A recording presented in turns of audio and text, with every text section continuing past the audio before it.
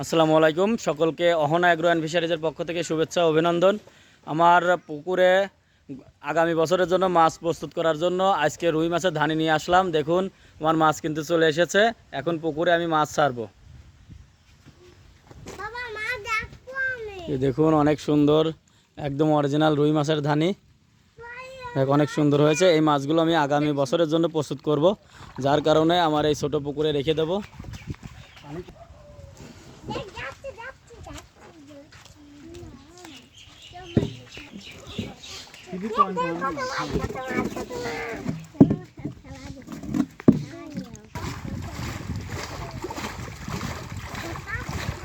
মাছগুলোকে সুন্দর করে বানিয়ে নিয়ে তারপরে পুকুরে ছাড়া হবে।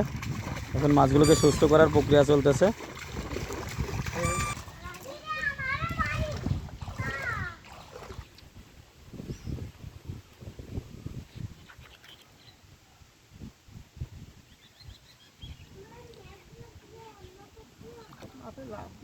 কাটলু তুলে দিই